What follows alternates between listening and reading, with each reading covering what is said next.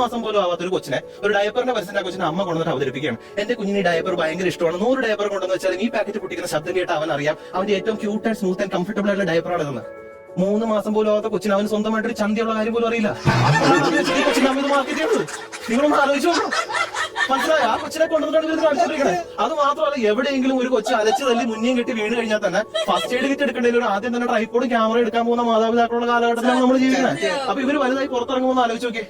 ഈ കുഞ്ഞിനെ പരിചയമില്ലേ? പിന്നെ എനിക്കറിയാം, കിടക്കയിലും ഉള്ളിൽ വീഡിയോക്ക് 10 മില്യൺ ലൈക്ക് കിട്ടിയ കൊച്ചല്ലേ. മോളിപ്പോ 18 വയസ്സാകുമ്പോഴും മുള്ളുന്നുണ്ടോ? അതായത് അച്ഛനും അമ്മയ്ക്ക് ഇതൊരു കണ്ടന്റ് മാത്രമായിരിക്കും, നാട്ടുകാർക്ക് തമാശ, ഈ പാവം കുട്ടികൾക്ക് ജീവിതകാലം മുഴുവനുള്ള ട്രോമ. ടെലിവിഷനിലും സോഷ്യൽ മീഡിയ പ്ലാറ്റ്ഫോമിലുമൊക്കെ കാര്യമായിട്ടുള്ള ചേഞ്ച് നമുക്ക് കാണാനായിട്ട് വരുന്നുണ്ട്. ഇദ്ദേഹം ഈ ഒരു വീഡിയോയിൽ പറഞ്ഞ കാര്യങ്ങൾ, ഫാമിലി വ്ളോഗുകൾ, കുട്ടികളുടെ അവകാശങ്ങൾ, എങ്ങനെയാണ് കുട്ടികളോട് പെരുമാറേണ്ടത് എന്നുള്ളതിനെ കുറിച്ചൊക്കെ കൃത്യമായിട്ടുള്ള ധാരണ വന്നിട്ടുണ്ട്. കുട്ടികൾ എന്നൊക്കെ പറയുന്നത് നമ്മളുടെ സ്വന്തം പ്രോപ്പർട്ടി ഒന്നുമല്ല, അതുങ്ങൾ വേറെ ഒരു വ്യക്തിയാണ്. അപ്പൊ നമ്മളെ പോലെ തന്നെയുള്ള അവകാശങ്ങൾ ആ കുട്ടികൾക്കുണ്ട്. അപ്പൊ അതുങ്ങളുടെ കൺസെന്റ് ഒന്നും ഇല്ലാത്ത സമയത്ത് അതുങ്ങളെ സെല്ല് ചെയ്യരുത്, അതുങ്ങളുടെ വൾണറബിലിറ്റീസ് സെല്ല് ചെയ്യരുത്, അതുങ്ങളുടെ ചൈൽഡ്ഹുഡ് സെല്ല് ചെയ്യരുത്. അങ്ങനെയൊക്കെ സംഭവിക്കുമ്പോൾ ഉണ്ടാവുന്ന ഒരു ബ്രീച്ച് ഉണ്ട്. എന്താണെന്ന് വെച്ച് കഴിഞ്ഞാൽ അതുങ്ങൾക്കൊരു വലിയ വിശ്വാസമുണ്ട്, അച്ഛനും അമ്മ എപ്പോഴും എൻ്റെ കൂടെ ഉണ്ടാവും. ഒന്ന് കരയുന്ന സമയത്ത് ചേർത്ത് ആശ്വസിപ്പിക്കുന്നതിന് പകരം അത് വീഡിയോ എടുത്ത് നാട്ടുകാരെ മുഴുവൻ കാണിച്ച് ഈ കുട്ടിയെ അപമാനിക്കുക എന്ന് പറയുന്നത് ആ കുട്ടിക്ക് ഈ പേരൻസിലുള്ള ട്രസ്റ്റ് നഷ്ടപ്പെടുന്ന കാര്യമാണ്. അതുപോലുള്ള കാര്യങ്ങളെ ഇത്തരത്തിലുള്ള പ്ലാറ്റ്ഫോംസിൽ അഡ്രസ്സ് ചെയ്യുക എന്ന് പറയുന്നത് വളരെ പ്രോഗ്രസീവ് ആയിട്ടുള്ള ഒരു മാറ്റമായി നോക്കി കാണുന്നു.